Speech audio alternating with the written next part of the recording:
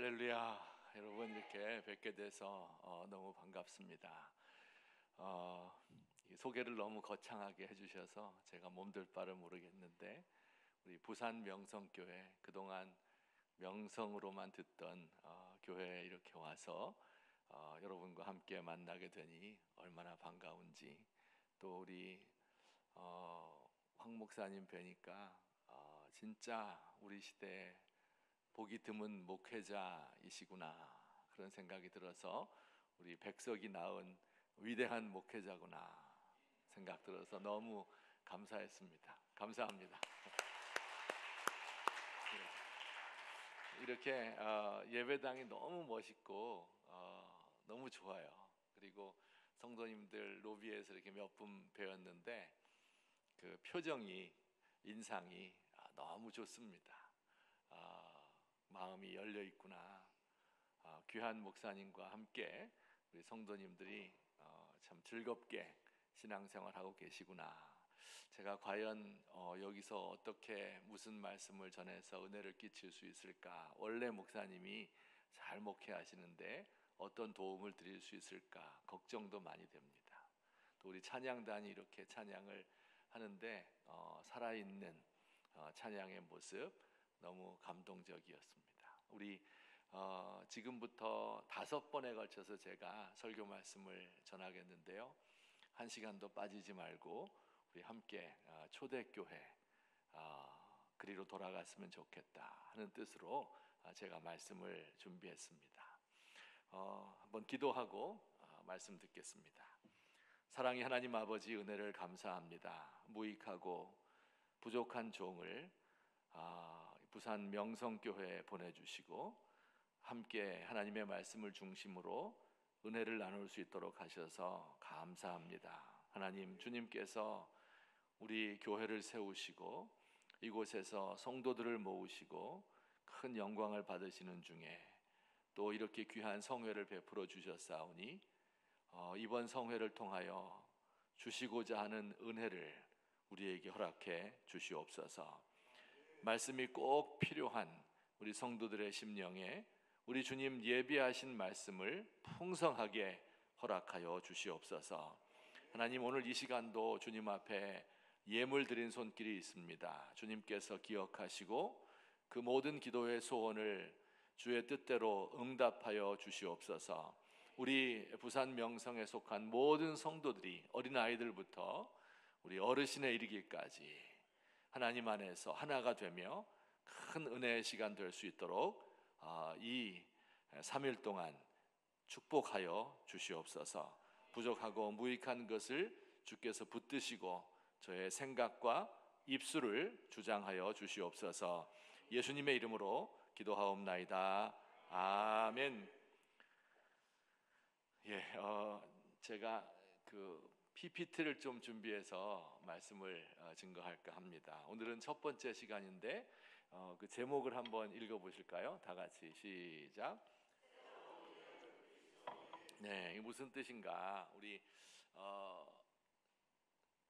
이 지도를 좀 보시면요, 여기 5곳에 이 지명이 있는데 오른쪽에 있는 툭 튀어나온 부분은 지금의 터키, 튀르키예라고 말하죠.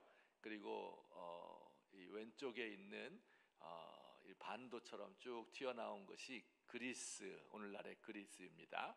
사도 바울 선생님께서 2차, 3차 전도 여행 때 교회를 세웠는데 그 교회들이 이 지중해를 중심으로 해서 저렇게 여러 곳에 교회를 세웠고 그 내용이 자세하게 성경에 기록되어 있습니다. 그래서 5군데 더 했으면 좋겠지만 시간이 제한이 되어 있어서 5개의 교회를 함께 살펴보기를 원하는데요, 첫 번째, 오늘은 안디옥 교회를 이야기할 거예요. 어느 교회? 안디옥 교회. 그리고 내일 새벽에는 데살로니가 교회이고요, 안디옥 교회는 우리 읽은 대로 사도행전 11장에 있죠. 그리고 데살로니가 교회는 사도행전 17장에 기록되어 있습니다. 그리고 내일 저녁 이 시간에는 빌립보 교회, 이것은 사도행전 16장에 기록되어 있습니다. 그리고 모레 새벽에는 고린도 교회, 사도행전 18장, 그리고 마지막 날 저녁 시간에는 에베소 교회, 사도행전 19장 이렇게 5개의 교회를 살펴보면서 우리가 은혜를 받고 싶은데, 오늘날 우리 한국 교회, 여러분이 생각하는 교회의 모습이 있잖아요. 한국 교회의 모습과 초대 사도 바울 선생님이 세웠던 교회의 모습이 어떤 점에서 같고 어떤 점에서 다를까 하는 걸 생각해 보면서 우리가 성경이 말하는 교회의 모습을 회복해야 되겠다 하는 제 간절한 마음을 담아서 이 말씀을 준비했습니다. 그런데 제가 학교에서 학생들 가르치는 교수라고 했잖아요. 교수님 그러면 그 이야기가 졸리울 것 같아요? 학문적이고 막 지식이 넘치고 해서 막 뭔가 어려운 말 막 해서 졸리게 할까요? 아니면 편안하고 즐겁게 할까요? 여러분 원하는 대로 제가 해드릴게요. 편안하고 즐겁게 행복하게 쉽고 이해하기 쉽도록 제가 말씀을 드리도록 하겠습니다. 5개의 교회를 우리가 배운다 말씀드렸고, 그러면 오늘 요절 말씀인데요, 한번 읽어보도록 하겠습니다. 이 안디옥 교회가 어떻게 세워졌는가 하는 것을 19절과 20절이 말씀하고 있는데, 다 같이 읽겠습니다. 시작. 그때 스데반의 일로 일어난 환란으로 말미암아 흩어진 자들이 베니게와 구브로와 안디옥까지 이르러 유대인에게만 말씀을 전하는데, 그 중에 구브로와 구레네 몇 사람이 안디옥에 이르러 헬라인에게도 말하여 주 예수를 전파하니. 아멘. 스데반의 일로 말미암아 일어난 환란으로 말미암아 흩어진 자들이 베니게와 구브로와 안디옥까지 이르러서 교회를 세웠다. 요 예루살렘은 요 밑에 있는 도시가 예루살렘인데요. 예루살렘, 예수님이 십자가에 못 박혀 죽은 예루살렘 초대교회가 세워진 곳 예루살렘이지요. 그런데 그 예루살렘 교회에 핍박이 있었어요. 스데반이라는 사람이 순교를 하고, 그리고 산지사방으로 그리스도인들이 흩어졌는데, 그 흩어진 사람 중에 일부가 저 북쪽으로 올라가서 안디옥이란 도시에 이르게 되었다. 예루살렘으로부터 안디옥까지는요 한 700km 정도 되는 거리니까 서울에서 부산까지 한 거의 2배 정도 되는, 부산에서 한 신의주까지 가면 700km 될 것 같아요. 그 정도 되는 먼 길을 이 사람들이 여행을 해서 그곳에 와서 정착을 하며 살게 되었는데, 거기서 교회를 이룬 것이 바로 안디옥 교회다. 그리고 이제 지금의 안디옥의 모습인데요.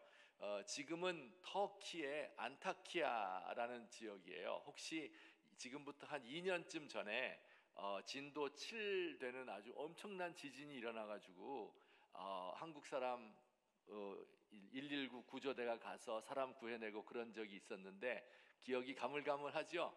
그곳이 바로 안타키아라는 곳입니다.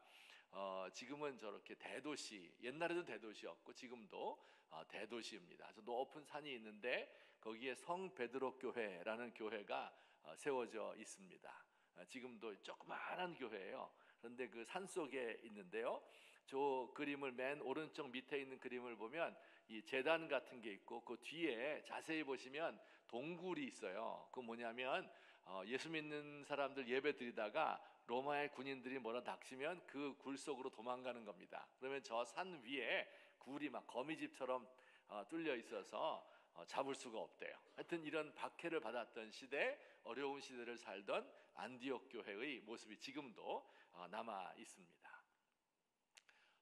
그런데 우리 아까 읽은 말씀에 보면 이 처음에 안디옥 교회를 세운 사람들이 있었고요. 예루살렘에서부터 바나바라 하는 사람이 안디옥 교회에 가서 목회를 했고, 바나바가 사울을 데리고, 노란 그림은 사울 혹은 바울이지요. 그를 데리고 와서 안디옥에서 함께 복음을 전했다. 이런 기록이 성경에 나와 있습니다. 자, 여기 한번 읽어보겠습니다. 시작. 둘이 바나바와 바울 교회에 1년간 모여 있어 큰 무리를 가르쳤고, 제자들이 안디옥에서 비로소 그리스도인이라 일컬음을 받게 되었더라. 자, 여기 이제 신기한 게 있죠. 안디옥에서 비로소 그리스도인이라 일컬음을 받게 되었더라, 이렇게 돼 있죠. 그러니까 처음에 예루살렘 교회가 세워졌을 때는 그들을 그리스도인이라고 부르지 않았다는 것을 알 수가 있죠. 그리고 안디옥에서 비로소 그리스도인이라는 이름으로 불리게 되었습니다.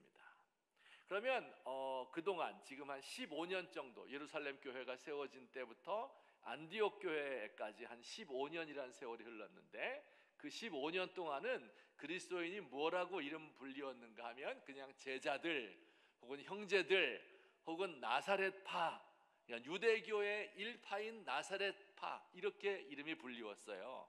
그러다가 안디옥 교회 이후에 비로소 그리스도인이다, 크리스찬이다. 우리들도 지금 우리를 가리켜서 기독교인이다 이렇게 부르잖아요. 그거 언제부터 시작됐다고요? 사도행전 11장의 안디옥 교회에서부터 시작된 겁니다. 자, 여기까지 요약 한번 해보겠어요. 안디옥 교회가 어떻게 세워지게 되었다고요? 저 예루살렘에서 박해가 생겨서 700km 되는 저 북쪽 안디옥이라는 곳에 가서 교회를 세웠다. 거기서 바나바와 바울이 사람들을 모아서 2년 동안 가르치니까 큰 교회가 되었다. 그런데 그때로부터 예수 믿는 사람들이 뭐라고 불렸다고요? 그리스도인이다, 기독교인이다, 크리스찬이다 이런 이름을 가지게 되었다. 왜 그렇게 되었을까 하는 게 궁금하잖아요. 그 전에 사람들과 다 예수 믿었는데 그 전에 예수 믿던 사람들과 안디옥에서 예수 믿은 사람들은 어떤 차이가 있었길래 이들이 비로소 그리스도인이라는 일컬음을 받게 되었을까요? 하는 것을 오늘 생각해 보도록 하겠습니다. 자, 성경에 답이 있는데요. 우리 성경 구절 다시 한번 그때에 읽어보겠습니다. 시작. 그때 스데반의 일로 일어난 환란으로 말미암아 흩어진 자들이 베니게와 구브로와 안디옥까지 이르러 유대인에게만 말씀을 전하는데 그 중에 구브로와 구레네 몇 사람이 안디옥에 이르러 헬라인에게도 말하여 주 예수를 전파하니. 네, 이거 잘 보시면 자 보세요. 여러 곳에서 사람들이 모여서 안디옥에서 예배를 드리는데 처음에는 유대인들만 예배를 드렸다. 그렇죠? 왜냐하면 예수님이 유대인이었고 제자들도 유대인이고 바나바, 바울 다 유대인이거든요. 그죠? 유대인들만 예수 믿는 줄 알았는데 점차로 헬라 사람들에게도, 헬라인에게도, 이방인에게도 복음을 전하게 되었다. 그래서 유대인과 헬라인이 하나가 되어서 예배를 드리게 되었다 하는 게 중요해요. 유대인과 이방인이 하나 된 교회, 이게 너무 신기한 겁니다. 그러니까 그동안은 유대인은 유대인들끼리만 모여서 예배를 드리고 헬라 사람들은 예수 믿는 사람이 없었지요. 자기들 이방신을 섬겼는데 이들이 함께 교회에서 예배를 드리는 거예요. 함께, 여러분, 외국인들과 함께 예배 드리려면 굉장한 제약이 있겠죠. 예를 들어서 언어적인 제약도 있을 것이고, 그 다음에 문화적으로 서로 다를 것이고, 그리고 여러분 예배 마친 후에 주일날 식당에서 식사하잖아요. 밥 먹죠? 그래서 이렇게 제가 뭐라고 질문을 하면 대답을 주시면 제가 진도를 나가고요. 그렇지 않으면 다시 해야 돼요. 왜냐하면 못 알아들으면 안 되니까. 예배 끝나고 식사들 하시잖아요. 근데 우리가 한식 메뉴 먹죠, 그죠? 근데 만약에 중국 분들하고 함께 있다 그러면 중국 음식을 해야 돼요, 한국 음식을 해야 돼요? 이거 쉽지 않죠? 네. 근데 옛날에는 훨씬 더 어려웠어요. 왜냐하면 유대인들은 돼지고기를 안 먹거든요. 근데 헬라인들은 돼지고기만 먹거든요. 너무 싸니까. 이 둘이 그러면 식당에서 돼지고기를 조리해야 돼요, 안 해야 돼요? 이런 어려운 문제에 부딪히게 되는 거예요. 그래서 이게 둘이 만나서 함께 교제하고 식사하고 예배드리고 하기가 너무 힘든 거예요. 문화적으로 또 언어적으로, 그죠? 굉장히 힘든데 이들이 함께 모였습니다. 모이면 서로 차별이 있겠죠. 차별. 유대인은 1등 예수 믿는 사람이고 이방인은 너희들은 이방인 개돼지니까 이렇게 예수 믿게 된 거 고마운 줄 알아. 이렇게 하면서 그들을 차별하게 될 법한데 그런 차별이 없는 거예요. 또 거기에는 로마 시민과 노예들이 있었어요. 지금은 우리 시대는 노예라는 게 존재하지 않죠. 근데 옛날엔 노예들이 있었다고요. 노예들도 함께 예배를 드리는 거예요. 그러면 주인과 노예가 어떻게 예배드릴 수 있겠어요? 함께. 노예는 항상 노예살이 하는 사람인데, 그죠? 이거 너무 힘든 일인데 그들이 함께 모여 있었어요. 남자와 여자도 함께 예배를 드렸습니다. 그러니까 이렇게 차별이 없이 함께 모여서 예배를 드리는데, 그들이 예배 드릴 때마다 그리스도, 예수님 얘기를 하는 거예요. 그래서 그들을 뭐라고 부를까? 특이한 집단이 나타났다. 그들을 바로 그리스도인이라고 부르자. 이렇게 해서 그때부터 그리스도인이라는 이름을 얻게 된 것입니다. 여러분, 하나님께서 세상을 만드실 때 생각해 보세요. 유대인이나 이방인이나 남자나 여자나 종이나 자유자나 야만인이나 문화인이나 이런 거 차이를 두셨을 것 같아요? 안 두셨을 것 같아요? 하나님께서 모든 사람을 똑같이 공평하게 사랑하실 거 아니에요. 근데 사람들이 그 차별을 만들었잖아요. 그런데 교회에 와서는 그 차별이 하나도 없어지게 되었다. 이게 바로 기독교 교회의 특이한 점이에요.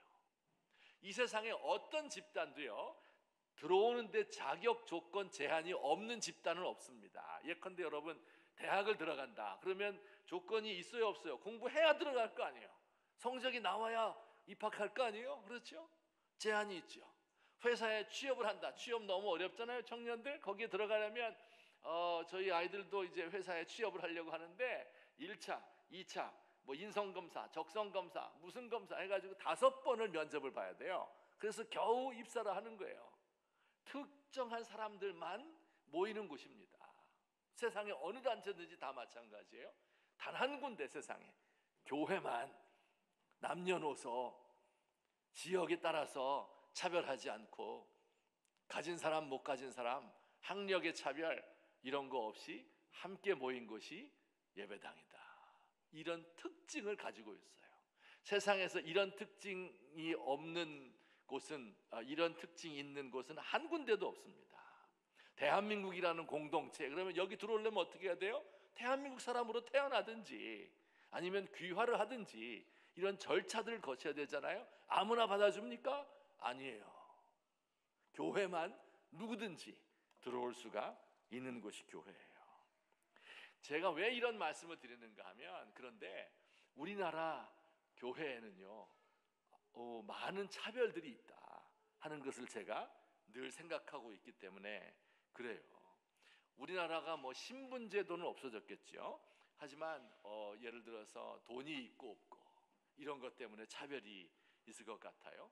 돈이 있으면 공부도 잘하고 또 얼굴도 고치고 또 생명도 연장하고, 돈이 없으면 희망이 없고 의식, 뭐 내가 뭐 하고 사는지도 모르고 누구를 위해서 투표하는지도 모르고 그냥 이렇게 사는 거예요. 우리나라의 또 차별 중에 하나는요, 서울과 지방의 차이예요. 이게 진짜 의미 없는 거거든요. 근데 우리나라에는 분명히 존재해요. 아무 의미가 없는 거예요. 지역별로 영남이다, 호남이다, 충남이다, 뭐 이북에서 내려온 거, 이게 무슨 의미가 있습니까? 하나님 보실 때. 대학도 말이에요. 스카이 대학, 뭐 무슨 인서울대, 뭐 이런 차별이 있어요. 남녀 차별, 젠더 간의 갈등, 외국인에 대해서 좀 차별하잖아요. 다문화 가정에 대해서, 장애인에 대해서, 출신 지역, 지역에 대해서, 종교적 학벌에 이 차별, 이 조그만한 나라에서 웬 놈의 차별이 그렇게 많은지 모르겠어요. 제가 지도를 하나 보여드릴게요. 혹시 저 지도가 무슨 지도인 줄 짐작하시겠습니까? 저 빨갛게 점쳐 있는 곳이 다 그 교회예요, 교회. 부산 명성교회는 어디 있을까요? 여기 우리 서쪽이라고 했죠? 이 서쪽에 있을 것 같아요. 잘 보면 있습니다. 저렇게 많아요, 전국의 교회가. 없는 데가 없어요. 저 백두대간, 태백산맥 여기는 없죠. 사람 안 사니까. 무인도 이런 데 없어요. 하지만 사람 사는 곳에는요, 교회가 없는 곳이 없어요. 자, 근데 여러분 생각해 보시면 이 지도는요, 보통 평면도라고 부르죠. 평면도. 평면도란 뜻은 뭐예요? 저 하늘에서 지도를 내려다본 겁니다. 그죠? 하늘에서 내려다 보니까 여기 콤파스로 꽂아서 이렇게 반경 500m의 십자가가 굉장히 많아요. 알았죠? 근데 평면도 말고 인면도로 봐요. 인면도. 여기 세워놓고 보는 걸 인면도라고 불러요. 정면에서 보는 거, 그죠? 인면도로 보면 달라집니다. 지역적으로는 저렇게 교회가 없는 곳이 없고 심지어 교회가 너무나도 많은데요. 그런데 어떤 사람에게는 복음이 안 전해져요. 놀라운 일입니다. 그럴 리가 있습니까? 있습니다. 여러분, 예컨대 산업단지, 공단이라고 부르죠. 산업단지들의 교회가 있어요, 없어요? 거의 찾아보기 힘든데요. 혹시 산업단지 안에 교회가 있다고 하더라도 그 교회는 옛날부터 있었던 교회예요. 그런데 그 교회는 당연히 11시 예배 시작해요.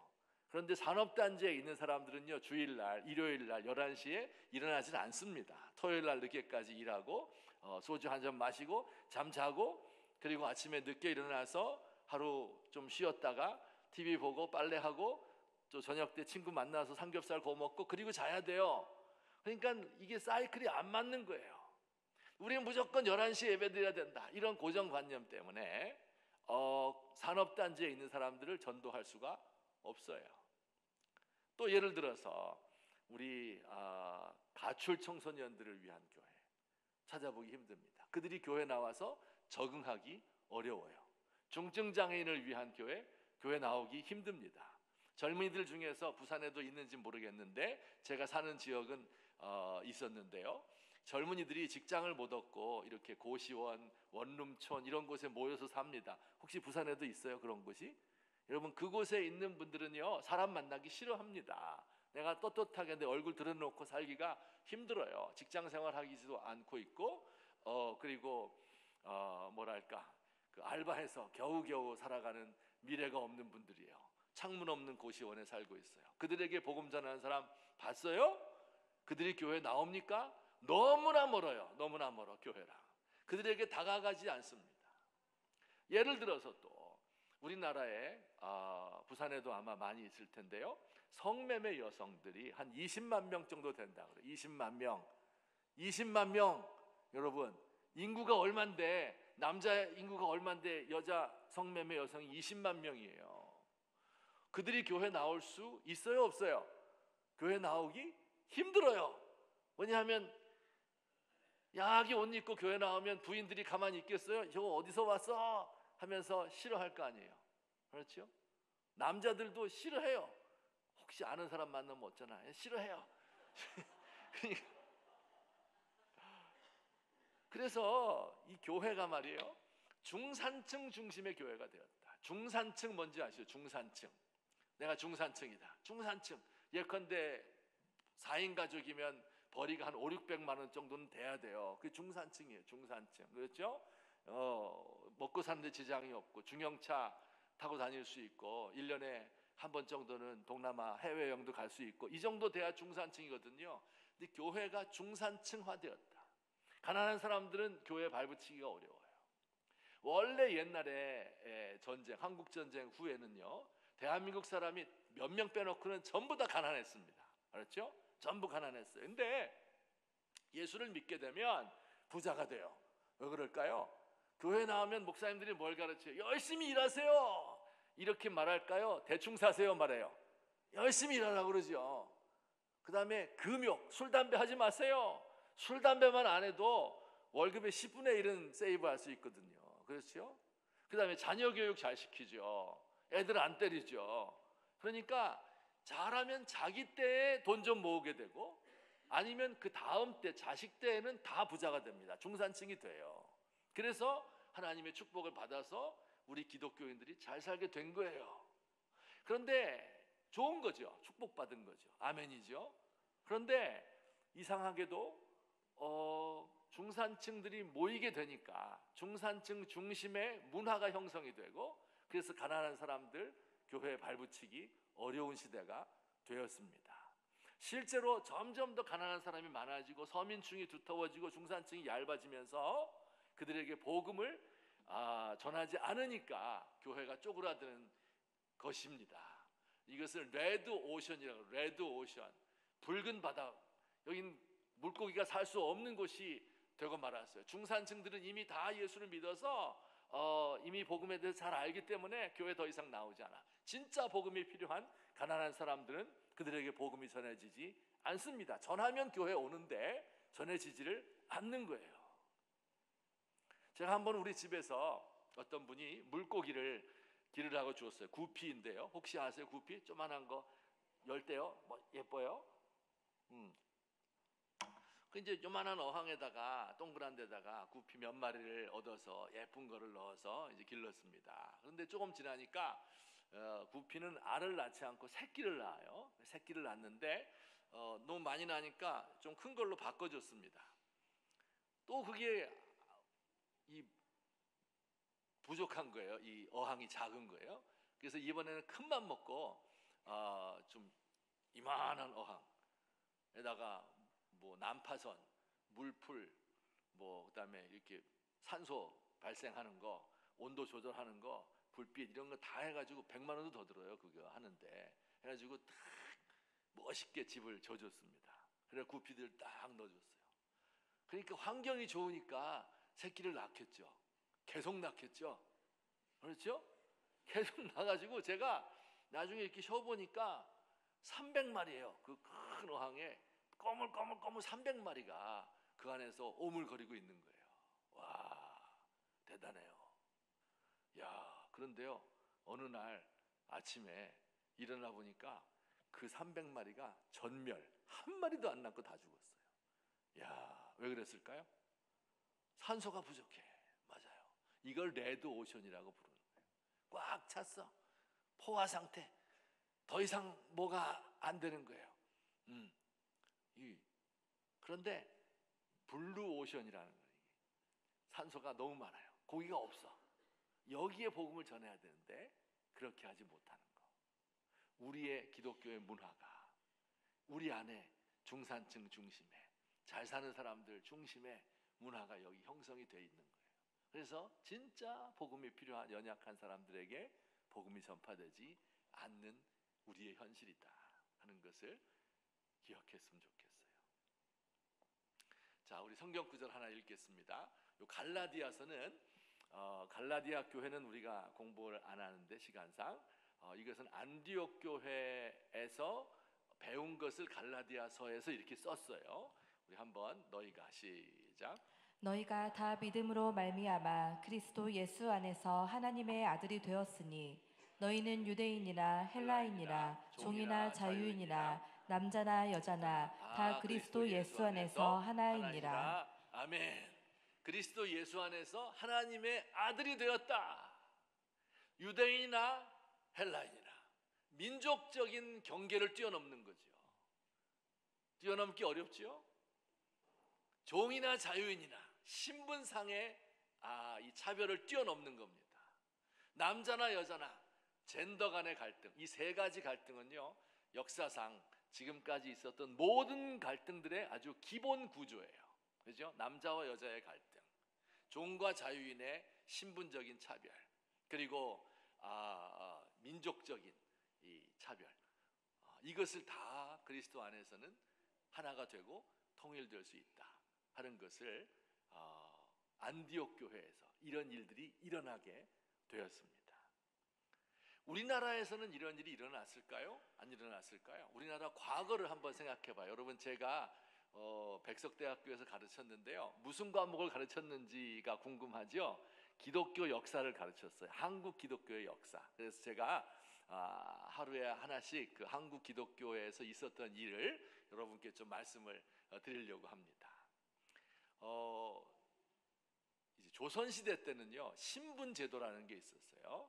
그래서 태어나면서부터 나는 양반이고, 나는 양반 다음이 뭐죠?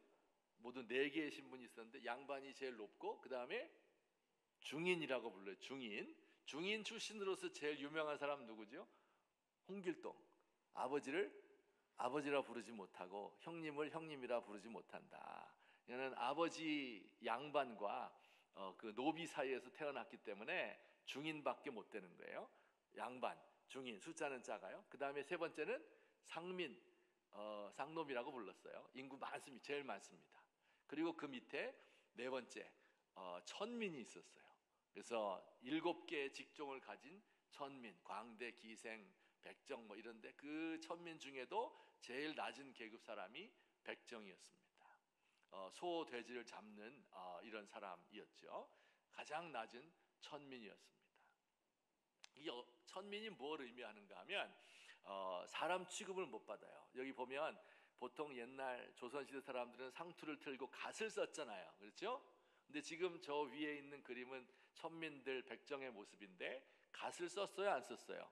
전부 안 썼습니다. 갓을 씌우질 않아요. 갓을 써야 어른이 되는 건데 갓을 쓰진 않아요. 갓을 쓰는 것을 그 예식, 우리나라 말은 성인식, 이것이 이제 관례라고 부르는데 관원상제할 때 관례예요. 너무 중요한 거예요. 갓을 쓰는 예식입니다. 양반들은 다 갓을 쓰는데 이 상민들도 갓을 쓰는데 천민들은 갓을 쓰지 않는 거예요.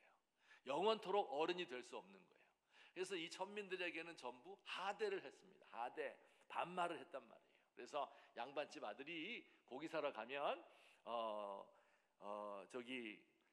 고기 한 근만 주세요. 이렇게 하면 집에 가서 혼나요.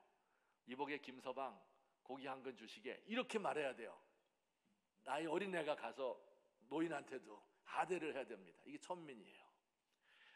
천민이 죄를 짓게 되면 보통 이 양반 상놈들은요, 이 십자가처럼 되어 있는 형틀에 놓고 매우 쳐라, 네 죄를 네가 알렸다, 막 곤장 때리잖아요. 그런데 천민들은 그런 거 없어요. 멍석말이 그냥 멍석에다 말아놓고 죽을 때까지 두들겨 패는 거죠.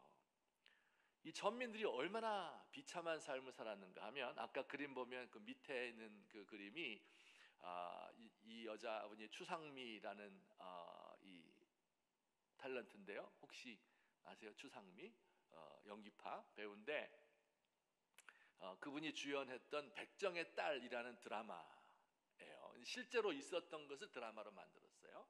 한 번은 그 백정이 자기 그 아들을 신식 학교에 보냈어요. 1910년대 요때쯤 이야기인데요. 신식 학교에 보냈습니다. 근데 지금은 이제 운동회라는 게 그렇게 중요하지 않았는데 옛날에는 우리 어렸을 때만 해도 운동회를 중요하게 여겼잖아요. 그래서 5월달 어린이날 때쯤 되면 운동회를 열면 온 마을 사람들이 다 모여서 잔치를 하곤 했어요. 망국기 걸어놓고 달리기 하고 막 그런 운동회. 처음 들어봐요? 운동회 했어요.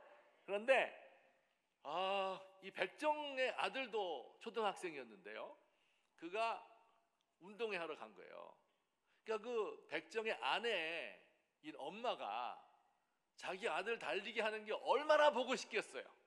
온 마을 사람이 다 나가서 달리기 하고 잔치 베풀고 막 이 마을 파티가 열렸는데 이 백정의 아내도 가고 싶을 거 아니에요.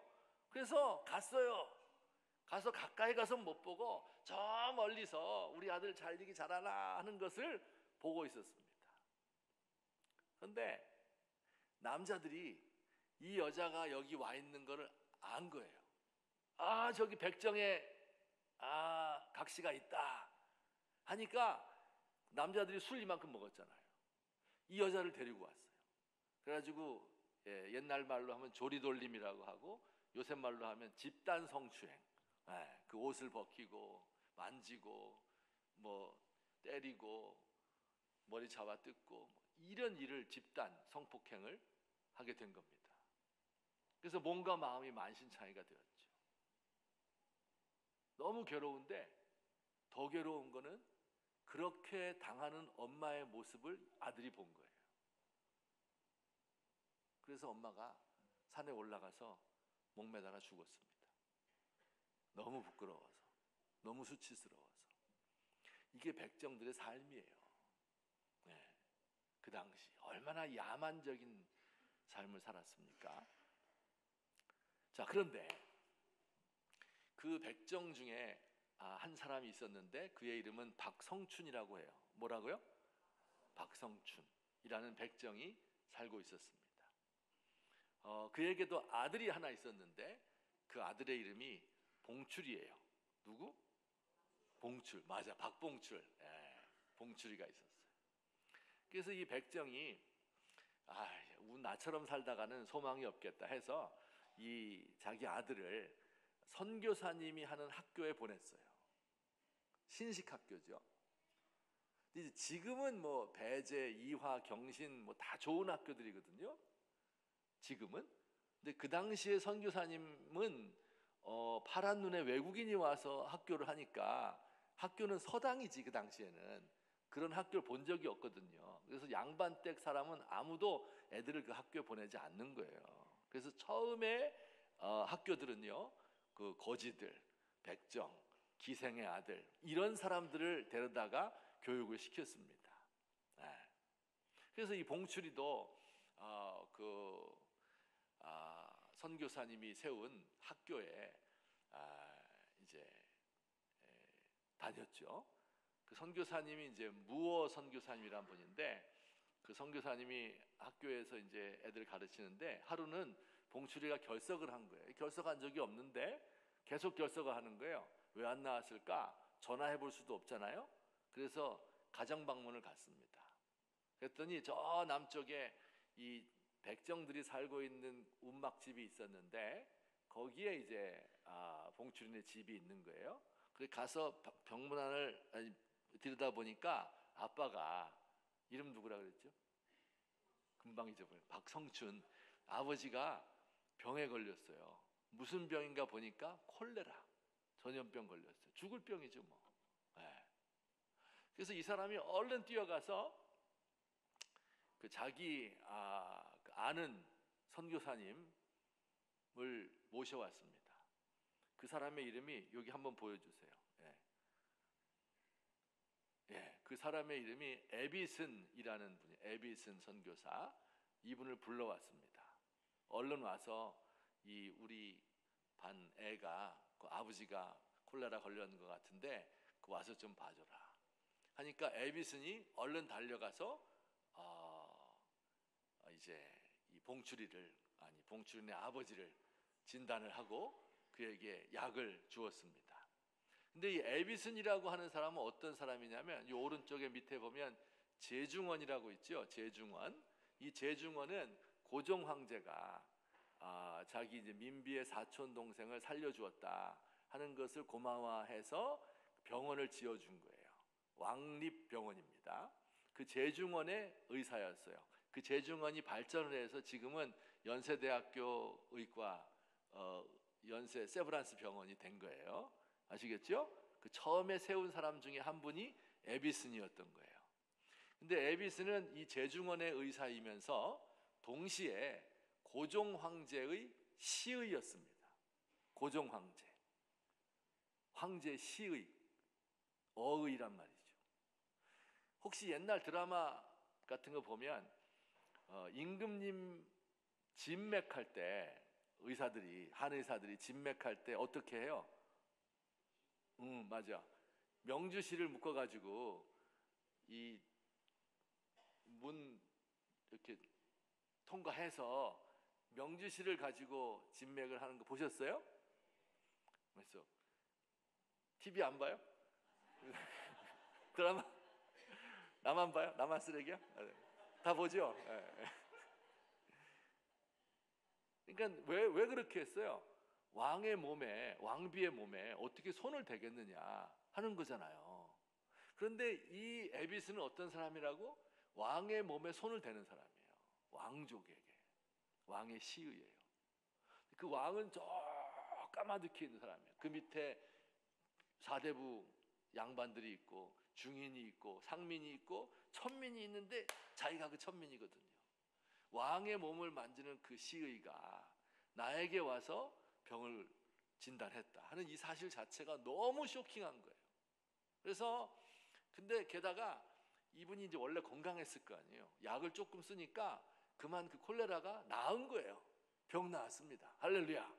자, 그러면 어떻게 해야 돼요? 이분이 이 무어 선교사님, 에비슨 선교사님에게 해드릴 수 있는, 보답해드릴 수 있는 게 뭘까요?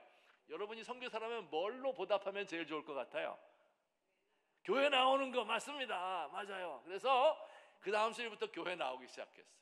그 교회가 아까 사진에 보여드렸던 곤당골 교회, 지금의 승동교회라는 서대문에 가면 지금도 있어요. 그 교회에 출석을 하기 시작했습니다. 자, 그런데 이 백정은 관을 쓰지 않았다 그랬잖아요. 누구나 다 알아봐요. 백정인지 알아봅니다. 그리고 냄새가 나요. 피 냄새가 막 나는 거예요. 그 당시에 교회는 이렇게 멋진 데가 아니었어요. 요만한 사랑방이었습니다. 여기 백정이 들어오는 거예요. 다 할아버지 사람들이, 양반들이 있는데 어떻게 백정이 들어올 수 있느냐 해가지고 난리가 났습니다. 양반들이 우리가 상놈하고 예배 드리는 것까지는 그래도 이해를 하겠는데 어떻게 백정과 함께 예배를 드리겠느냐 하면서 선교사님한테 안 됩니다. 절대 안 됩니다. 백정과는 예배 드릴 수 없어요 라고 항의를 했습니다. 근데 이 사무엘 무어라고 하는 선교사님은요 26살밖에 안 된 분이에요. 그러니까 단순 무식해요. 선교사님들 그냥 안 됩니다. 성경에 뭐라 그랬어요? 뭐라 그랬어요? 아까 갈라디아서 3장 28절 유대인이나 헬라인이나 종이나 자유인이나 남자나 여자나 하나님 안에서는 다 똑같습니다. 이렇게 이야기를 하면서 그 양반들을 꺾었습니다. 그리고 가만히 있을 수가 없어요. 그래서 그 양반들이 밖에 나가서 따로 교회를 차리기도 했는데 나중에 망해서 다시 돌아왔지만 해서 할 수 없이 백정과 함께 예배를 드리게 된 것입니다. 근데 백정이 이 박성춘이 선교사님을 위해서 더 해드리고 싶으면 뭘 더 해드리면 좋을까요? 전도 맞습니다. 여러분들 목사님에게 뭐 해드리고 싶으면요 양복도 해주고 다 좋은데 전도하는 게 제일 좋아요. 그 전도를 했습니다. 누구를 전도했을까요? 자기 친구 백정을 전도한 거예요. 아는 사람이 자기 친구 백정밖에 없어요. 그래서 그 지역에 사는 백정들이라는 백정은 다 그 교회에 나왔습니다. 그리고 서울에 살았는데요 수원에 있는 백정까지 다 나왔어요. 수십 명이 모인 거예요. 그 뒤에 몇 년 있다가 그 교회에서 그 장로 투표가 있었습니다. 장로를 뽑는 거예요. 장로 되려면 어떻게 해야 돼요? 우리 부산 명성교회 장로 되려면 어떻게 해야 돼요? 뭐 여러 가지 조건이 많지만 교인들 3분의 2 투표를 얻어야 되잖아요. 표를. 맞죠? 3분의 2. 이거 되게 어려운 거예요. 3분의 2. 근데 그 곤당골 교회에서 장로 투표를 했는데 두 사람이 당선됐어요. 한 사람은 이재선이라고 하는 분인데 이분은 고종의 외척입니다. 고종 황제. 귀족 높은 사대부예요. 또 한 사람이 누구였을까요? 박성춘이에요. 지금은 이제 장로님들이 뭐 교회들마다 많은데요. 그때는 전국의 장로들이 몇 명 없었을 때예요. 장로 그러면 글자 그대로 어르신이에요. 높은 분이에요. 아니 어떻게 백정을 장로님으로 모실 수가 있겠느냐. 또 난리가 났어요. 대판. 사무엘 무어 선교사님이 뭐라고 말했을까요? 자, 성경 읽어봅시다. 갈라디아서 3장 28절. 그리스도 안에는 유대인이나 헬라인이나 종이나 자유인이나 남자나 여자나 그리스도 예수 안에 다 하나입니다. 차별이 있을 수 없어요. 장로로 모시세요. 이렇게 해서 박성춘이 장로가 된 겁니다. 이게 우리나라에서 있었던 일이에요. 그 이후로 박성춘이 말이에요. 얼마나 큰 사람이 됐는가 하면 1898년에 만민공동회라는 건 지금으로 말하면 촛불 집회? 그런 거의 원조예요. 그 출발점이 만민공동회입니다. 이전에 이런 일이 없었죠. 이거 뭐 안 되죠. 근데 이 서울에 사는 이 수많은 사람들이 모여서 황제에게 이제 호소를 하고 일본을 몰아내자 뭐 이제 이런 거 하고 있을 때인데 그때 이 박성춘도 연단에 섰습니다. 그래서 이렇게 말했어요. 나는 대한의 가장 천한 사람이고 무지몽매한 자입니다. 그러나 충군 애국의 뜻은 대강 알고 있습니다. 나라를 이롭게 하고 인민을 편하게 하는 길은 관민이 합심한 이후에 가능하다고 생각합니다. 저 햇빛을 가리는 차양 천막 있죠? 비유하자면 한 개의 장대로 받치면 역부족이나 많은 장대를 합하면 그 힘이 심히 견고합니다.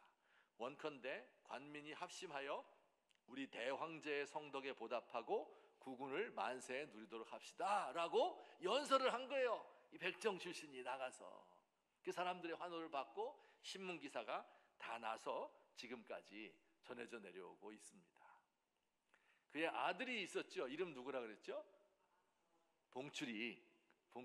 그런데 그 이름을 바꿨어요. 서양, 상서로울 서자에 서양 사람들 할 때 양 바꿨어요. 그래서 그 이름이 박서양인데, 이분이 1907년도에 한국 대한민국 조선이죠. 조선 최초의 7명의 양 의사가 배출됐는데 제중원에서 공부했겠죠. 그 의사 중에 한 사람이 바로 박서양 의사입니다. 할렐루야. 여러분, 이런 사람들을 뭐라고 부르겠어요? 다른 사람들이 이상한 종류의 인간들이 나왔네. 어떻게 양반과 상놈과 천민이 함께 예배를 드릴 수가 있어? 어떻게 천민이 장로가 될 수가 있어? 어떻게 그가 의사가 될 수가 있어? 어떻게 왕의 몸을 만지는 사람이 천민의 몸을 만질 수가 있어? 말도 안 되는 이야기야. 어떻게 함께 이렇게 예배를 드릴 수 있단 말이야? 이거는 새로운 종류의 사람들이 태어났다. 그들이 바로 그리스도인이다. 이게 안디옥 교회에서 일어났던 일이에요. 여러분, 이게 예수 믿는 사람인가 아닌가를 갈라서게 만드는 표징이에요. 우리가 하나님을 믿으면 그리스도인이죠. 근데 믿는 게 보여요, 안 보여요? 안 보여요. 여러분, 진짜 믿는지 안 믿는지 보여요? 저 사람 속에 있는 거? 몰라요. 안 보여. 그것을 보이게 만드는 게 뭐예요? 다 하나님의 아들인데 우리가 어떻게 그를 차별할 수 있겠느냐? 진짜 하나님을 아버지로 모신 사람이라면 그 하나님께서 모든 사람을 다 창조하시고 그들의 아버지이신데, 그 영혼의 아버지이신데, 모든 영혼이 공평한데 어떻게 내가 그들을 차별할 수 있겠느냐? 그 시금석이 되는 게 바로 차별이 있느냐 없느냐 하는 데 있다 하는 것을 믿으시기를 주의 이름으로 축원합니다. 저도 제가 겪었던 일을 한번 간증을 좀 드리도록 하겠습니다.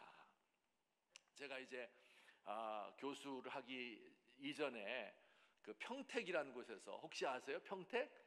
예, 경기도 저 남쪽에 평택이 있는데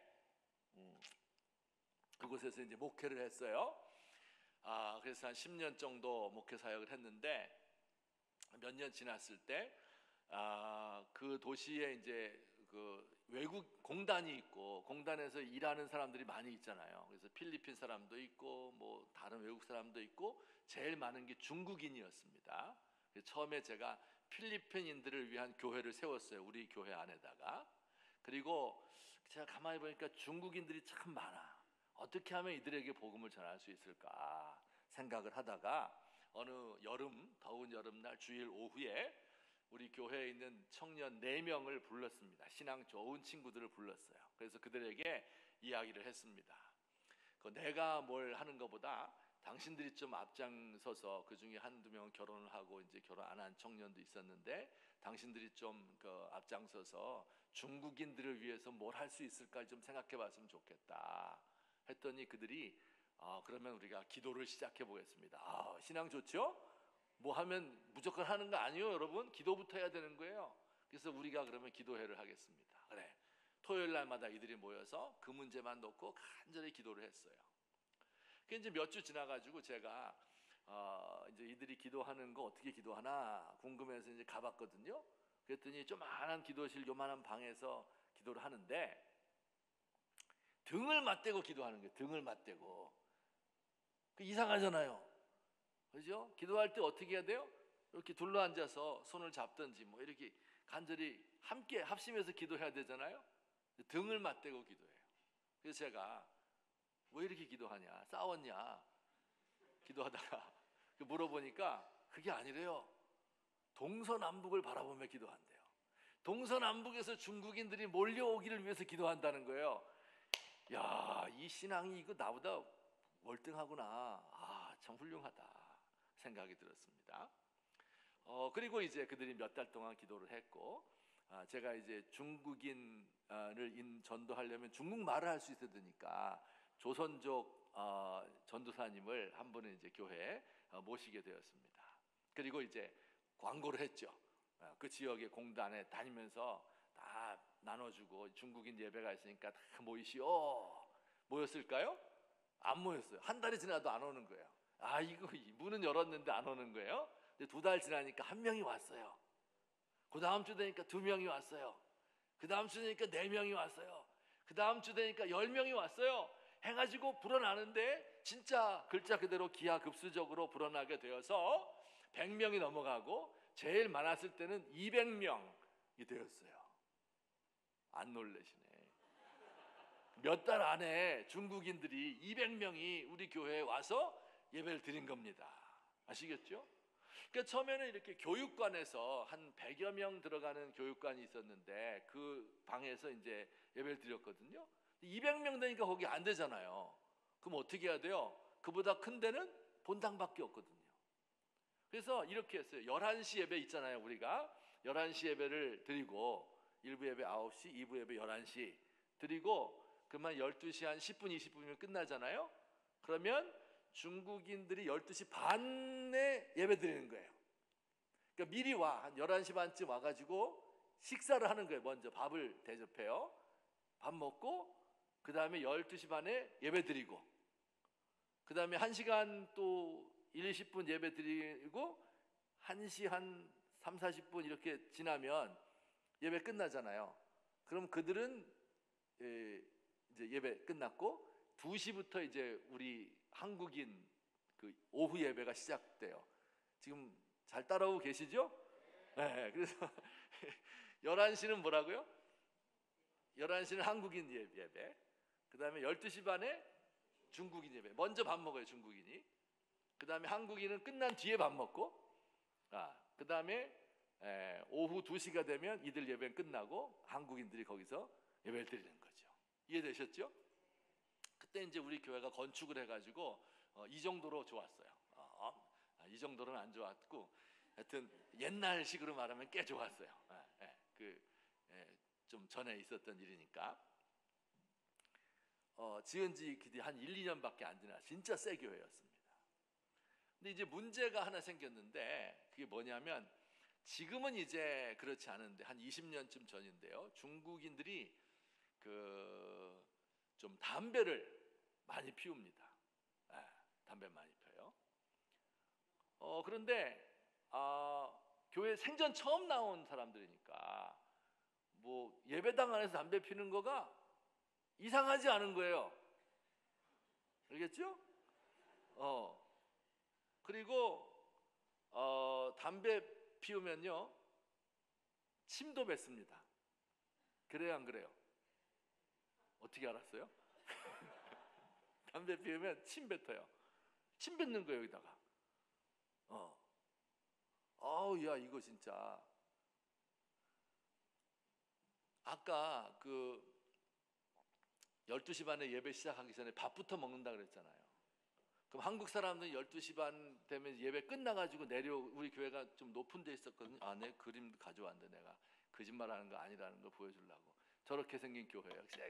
좋잖아요, 그죠? 저 2층에서 예배 드리고 이제 밑으로 내려올 거 아니에요. 본당 2층에 있으니까.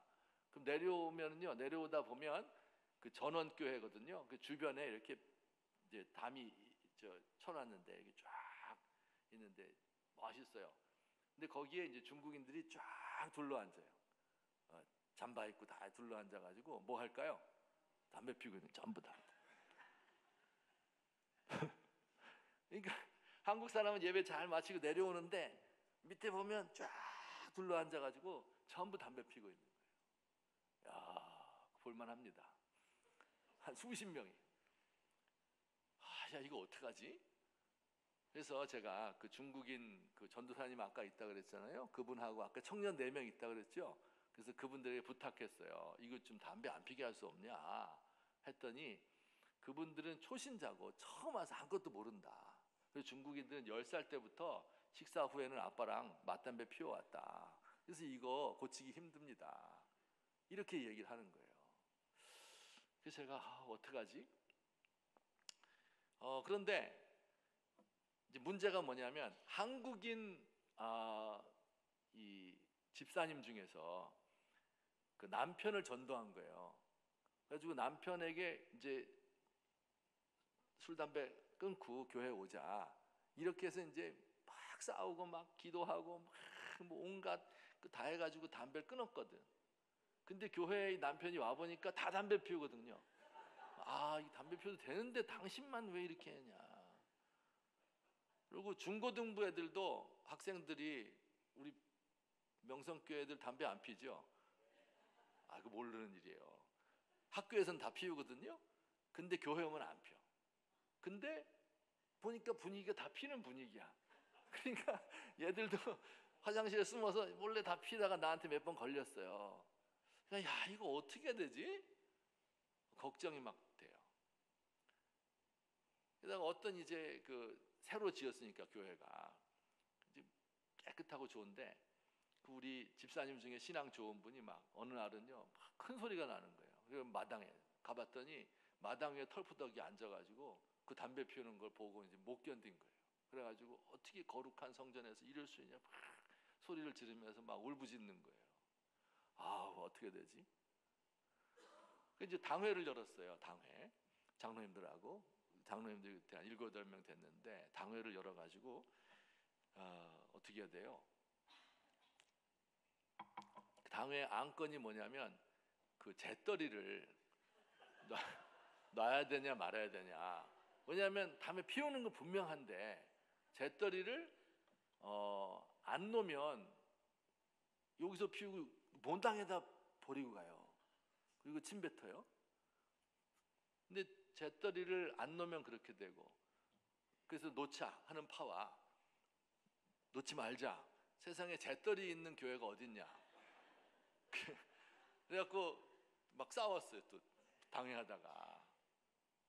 여러분 어떻게 해야 돼요? 재떨이 여기서 한번 해보세요. 재떨이 놔야 된다. 손 들어보세요. 3명. 안 놔야 된다. 안 놔야 된다. 예. 놨을까요? 안 놨을까요? 예, 놨습니다. 왜냐하면 본당 들어오지는 것보다 낫다. 어차피 할 수 없으니까. 그래서 막 고민이 막 되는 거예요. 어떻게 할까? 토요일 날 하루는 토요일 날 교역자 회라는 게 있잖아요. 교역자들, 전사님, 부목사님들 모여가지고 이제 제 방에서 이렇게 회의를 하는데 그 어떤 전도사 한 명이 이 중국인 사역자 전도사님이 있다 그랬잖아요. 그분에게 약간 질책성으로 이렇게 이야기를 했어요. 중국 사람들이 우리 교회로 소포를 좀 안 보냈으면 좋겠다. 무슨 얘기냐면 처음에 오니까 그 주소지가 불명확하잖아요. 그러니까 주소지가 없으니까 우리 교회로 소포를 보내는 거예요. 이만한 박스를 보내요. 그 안에 뭐가 들었을까요? 자기 입던 옷, 먹던 음식 다 있는데, 한국에 있는데, 우리도 그랬어요. 미국 갈 때 우리 엄마가 쌀 뭐 이런 것까지 다 해서 보냈어요. 그러니까 없는 줄 알고 돈만 있으면 다 있는데 그래서 이제 그런 것들이 막 전통적인 자기들 먹던 음식 하면 냄새가 나잖아요. 또 오래되니까 하니까 그 교역자실이 이제 크질 않았는데 그 3분의 1이 그 짐이 다 쌓여 있는 거예요. 거기에. 그러니까 다닐 수가 없어. 그래서 전도사님 한 분이 그 중국인 사역자에게 얘 좀 치워주세요. 이렇게 질책성으로 여기 안 오게 해주세요. 이렇게 이야기를 한 거예요. 그 이야기를 듣는 순간 제 마음 속에서, 제 가슴 속에서 이런 게 막 확 치솟아 올랐습니다. 여러분 볼 때 제가 막 굉장히 착하고 이렇게 화 안 내고 그럴 사람처럼 보여요? 아니면 승질 좀 있는 사람처럼 보여요? 감사합니다. 착한 사람이에요. 성질 안 내요. 내 평생에 성질 거의 안 냈습니다. 근데 그날은 성질 나는 거예요. 이봐요, 전도사, 그거 무슨 소리야? 당신 전도사인데 전도했어? 전도 한 명도 안 한 것이. 아니 지금 이 중국인들이 복음을 듣겠다고 이렇게 예배당에 몰려오는 거 이게 보이지 않아? 그 짐이 왜 그렇게 중요한 거야? 그게 그 냄새 좀 나면 어떻고 그 거다른 데 지장이 있으면 좀 어때요? 그게 성경에 보면 말이요, 소가 없으면 구유는 깨끗하다 그런 표현이 있어요. 소가 없으면 외양간은 깨끗해 청소할 필요도 없어요. 근데 외양간은 왜 필요해요? 소가 있으니까 필요한 거지. 예배당 깨끗하게 져놓고 사람 없으면 그 무슨 그게 예배당이요? 그게 그 건물 뜯어먹고 살려고 지금 있는 거예요? 막 화를 냈습니다. 그리고 그날 토요일이었었는데 제가 화가 나가지고 그 다음 주일날, 내일이죠, 다음 주일날 설교했어요. 성경에 담배 피우면 안 된다는 얘기 어디 있어요? 성경에 있어요, 없어요? 없어. 그 당시 담배가 없었거든요. 아니 담배 피고 술 마시고 노름하고 나쁜 짓 하고 애 때리고 마누라 패고 이런 사람 다 교회 나와야 돼요, 안 나와야 돼요? 나와야 되는 거예요. 그분들이 예배당에 나오고 그 윤리적으로 박약하고 이 힘들고 이런 사람들이 교회 나오고. 근데 나와서 예수를 믿게 되면 그러면 담배가 몸에 안 좋지요. 그 성전에다가 침 뱉으면 안 되는 거 알게 되죠. 지금은 몰라, 예수를 안 믿으니까. 그러니 성도들이 돈 내서 헌금해서 이렇게 아름다운 성전을 지었는데 예수님이 깨끗한 성전을 좋아하실까? 사람들이 뭉성뭉성 되는 성전을 좋아하실까요? 제가 약속하겠습니다. 앞으로 6개월 안에 담배 끊고 성전 깨끗하게 하지 않으면 제가 책임질 테니까 그때까지 조금 참아주시기 바랍니다. 뭐 어떻게 책임진다는 건 몰라. 하여튼 근데 예? 뭐 화가 나가지고 막 이야기를 했어요. 뭐 담임 목사가 그렇게 말하니 뭐 어떻게 해요? 뭐 그렇게 합시다. 그냥 있을 수밖에 없었죠. 감사하게도 3개월 안에 그 문제가 다 해결됐습니다. 할렐루야. 3개월 안에. 어떻게? 예수 믿으니까 변화가 되는 거예요. 한국 사람이 말해도 잘 안 먹혀들어 뭐가. 근데 중국인들이 예수 믿고 그들이 설득을 하니까 하루아침에 바뀌더라고요. 여러분, 이게 예수 믿는 거예요. 이 마음이 이렇게 넓어야 되는 거예요. 나와 다르다고 해서 이 사람을 무시하고 차별하고 이렇게 해서 이 본질이 뭔지를 모르는 거죠. 이게 저는 대한민국 교회의 큰 문제라고 생각을 합니다. 우리 사랑하는 성도님들, 이게 진짜 예수 믿는 사람들이에요. 마음속에 사랑하는 마음이 넘치는 거예요. 나와 다른 사람, 연약한 사람, 죄 지은 사람, 이런 사람들까지 포용하는 마음을 가지게 되는 거죠. 제가 올해 우리 부산 명성교회 표어가 뭐냐 여쭤봤더니 뭐예요? 일상에서 코람데오. 할렐루야. 너무 좋은 말이에요. 코람데오 무슨 뜻이죠? 맞아요. 하나님 앞에서. 잘 알았어요. 하나님 앞에서 코람데오. 근데 코람데오가 되게 중요한 말인데요, 그보다 더 중요한 말이 일상에서라는 말이에요. 교회 안에 나와서 코람데오 이거 할 수 있어요, 여러분. 그죠? 세상에 무슨 짓을 했든 교회 올 때 양복 입고 멋있게 하고 나와서 하나님 앞에 예배 드리고 기도하는 척하고 이거 다 할 수 있어. 근데 일상에서 어떻게 하느냐? 교회 안에서 이 훈련을 받는 거예요. 사람 차별하지 않는 법을, 나와 다른 사람을 포용할 수 있는 법을, 나와 의견이 다른 사람들, 이념적으로 나와 다른 사람, 나는 보수인데 저 진보 인간하고 같이 할 수 없어, 나는 진보인데 당신 할 수 없어, 이게 아니에요. 그들을 함께 포용할 수 있는 이 은혜, 이 능력, 이걸 내가 받는 겁니다. 예배당에서 훈련을 하는 거예요. 그리고 세상으로, 일상으로 나아가는 거예요. 중국인들이 서빙할 때 존댓말 써주고 대우해주고, 그렇죠? 연약한 사람인 것 같을 때 택배 아저씨 오면 친절하게 대해주고. 근데 보니까 교패가 붙어 있어요. 그 사람의 인상이 다음 집에 갔는데 또 친절하게 대해주는데 또 교패가 붙어 있어. 그러면 그 사람이 어떻게 생각할까요? 그게 1년에 반복되는 거예요. 아, 예수 믿는 사람들은 이런 사람인가 보구나.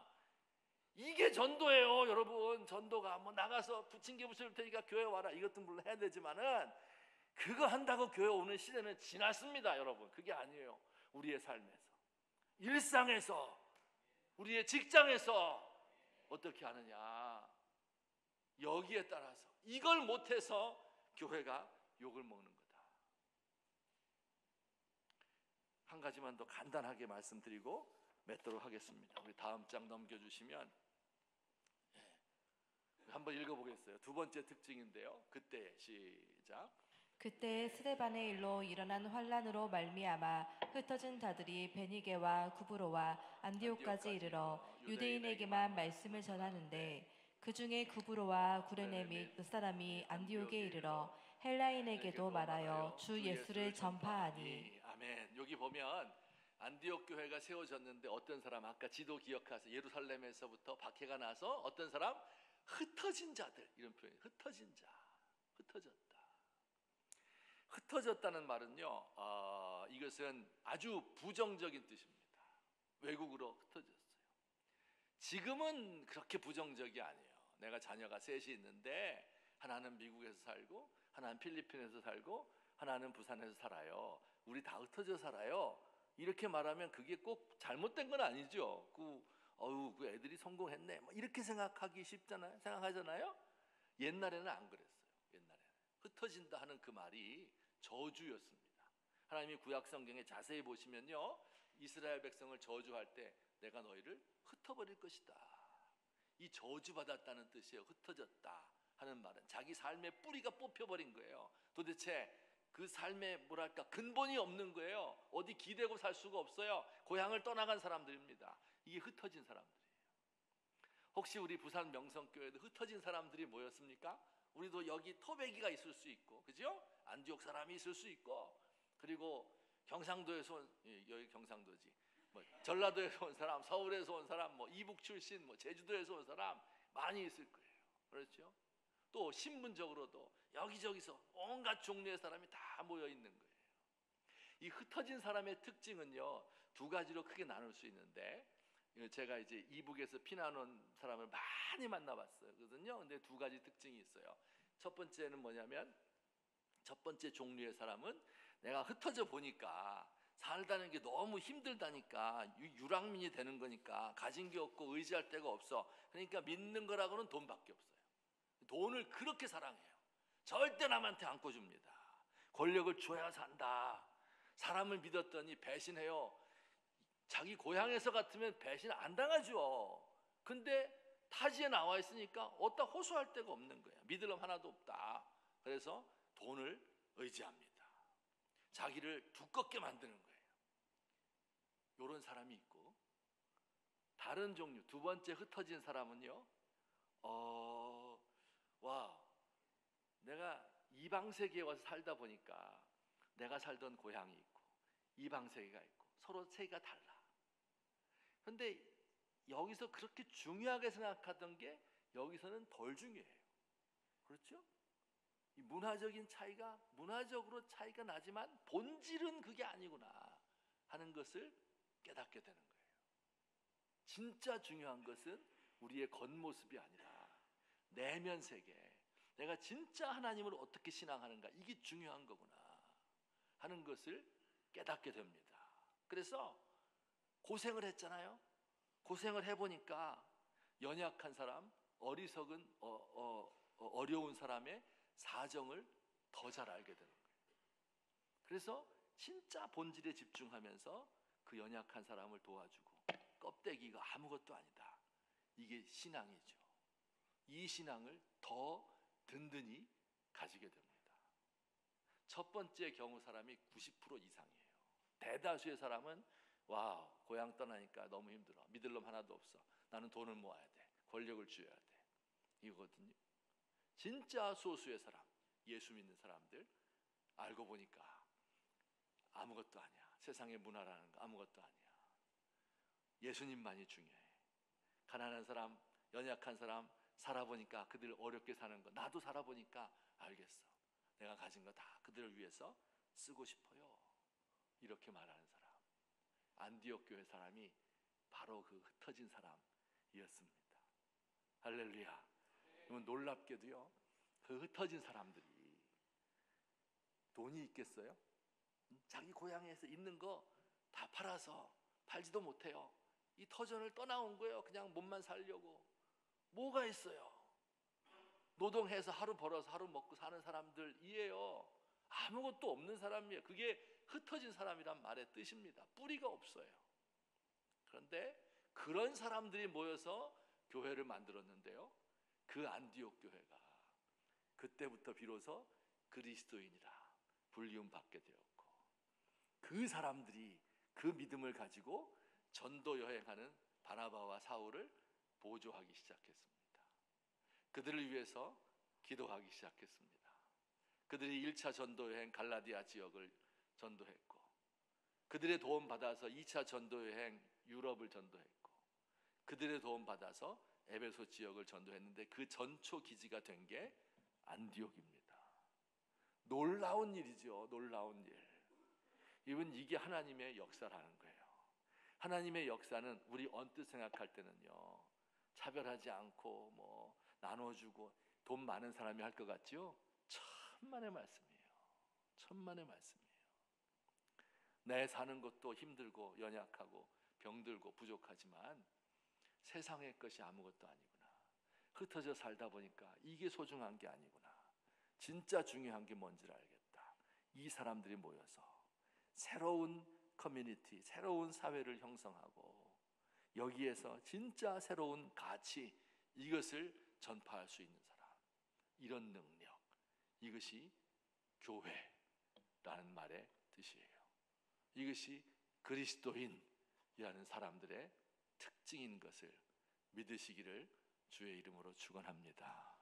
여러분이 이 믿음을 가지시고, 비록 내가 가진 것이 없고 배운 것이 없고 연약하더라도, 뿌리 뽑힌 삶을 산다고 하더라도 우리 안에서 진짜 사랑 넘치는 공동체를 만들고, 이것이 자연스럽게 전파가 되어서 일상 속에서 전파가 되어서 우리 교회가 부흥하는 것은 물론이고 세상을 살릴 수 있는 저와 여러분 되시기를. 어떤 세상? 지금 대한민국 망해가고 있어요. 여러분, 망해가고 있다고 보면 틀림없습니다. 겉보기에 비상계엄 선포됐을 때 사람들이 말했죠. 대명천지에 어떻게 이런 일이 있을 수 있는가? 정말 우리가 대명천지에 살고 있을까요? 이 사태를 통해서 알게 된 게 뭐예요? 우리는 대명천지에 살고 있지 않다. 우리는 야만의 시대에 살고 있다. 우리는 헬조선에 살고 있고, 성도들, 백성들의 마음에는, 국민들의 마음에는 분노가 가득해 있고 온갖 종류의 차별로 나라가 조각조각 나 있다 하는 것을 깨닫게 된 겁니다. 어떻게 이걸 살릴 수 있어요? 어떻게 살릴 수 있어요? 예수님밖에 없어요. 어떤 예수님? 안디옥 교회와 같은, 안디옥 교회 성도들이 믿었던 그 예수님. 그 예수님 안에는 유대인도 헬라인도, 종도 자유자도, 남자도 여자도 없다. 선언하기는 쉽지만 그대로 일상에서 살기는 어려운 건데, 이 일을 감당할 수 있는 저와 여러분 되시기를 우리 주님의 이름으로 축원합니다. 아멘. 우리 같이 한번 기도드리겠습니다. 오늘 들은 말씀을 생각하면서 우리 함께 기도합시다. 우리의 연약함을 하나님 앞에 아뢰고, 하나님이 우리에게 이런 소망을 주신 거예요. 우리 교회를 크게 성장하고 부흥하고 뭐 막 유명해지고 막 그런 거 아니에요, 여러분. 그런 거 아니에요. 나를 막 위대하게 만들어 주시고 막 이런 거 아니라고요. 그런 사람이 아니에요. 성경에서 이 하나님의 나라가 발전하는 것은, 성장하는 것은 이 흩어진 사람들, 진짜 연약한데, 그런데 이 믿음으로 하나가 된 사람들, 그 모든 것들을 초월한 사람들, 이 사람들 내가 되도록 하나님 저를 도와주세요. 우리 이 시간에 간절하게 나 자신을 생각하면서, 우리 조국 대한민국을 생각하면서 찢기고 나뉘어지고 분열된 이 세상을 바라보며 우리 교회가 세상을 치유하는 교회가 될 수 있도록 도와주시옵소서. 우리 이 시간에 같이 간절한 마음으로 주님의 이름을 3번 부르시고 기도하도록 하겠습니다.